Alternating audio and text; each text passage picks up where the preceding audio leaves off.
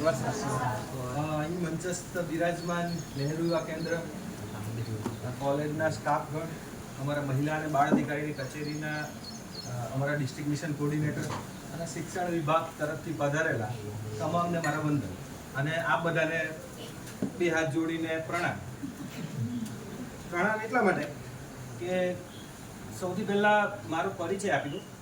મહેશ પરમાર, મહિલા અને બાળ અધિકારીની કચેરી અંદર હું ડિસ્ટ્રિક્ટ ઓફ એમ્પાવરમેન્ટ વુમનની અંદર જીએસ એટલે કે જેન્ડર સ્પેશિયાલિસ્ટ તરીકેની ભૂમિકા ભજવું છું.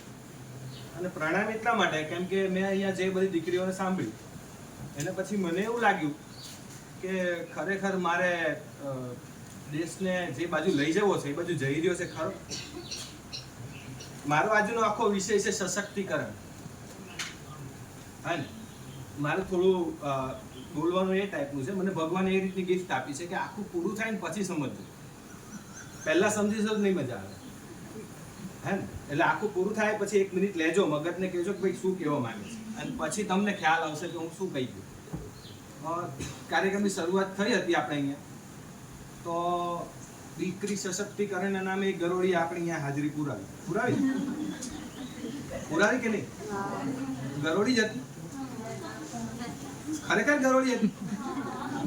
ગરોળો પણ હોઈ શકે ને.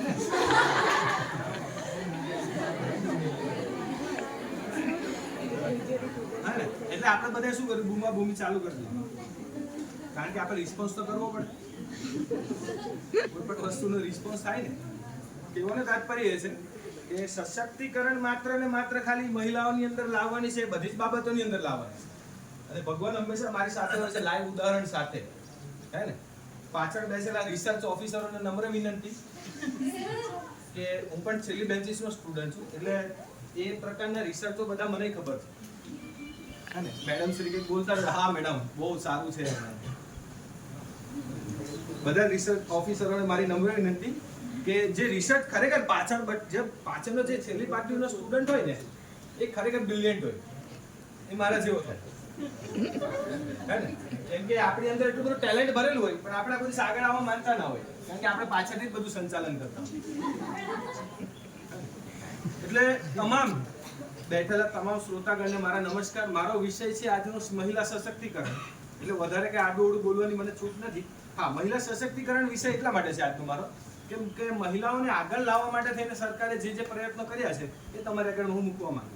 એટલે તમને ખ્યાલ આવે. તમે નોલેજ ઇઝ પાવર એવું કહેવાય ને, નોલેજ ઇઝ પાવર. ગવર્મેન્ટની એટલી બધી સ્કીમ છે. તમે મહિલા સશક્તિકરણ, મહિલાઓને બેટી બચાવો બેટી પઢાવો, ભ્રૂણ હત્યા ને એના વિશે મસ્ત બોલી ગયા. આપણે જયભાઈ બી મસ્ત ગોળી વાર કર્યું અહીંયા.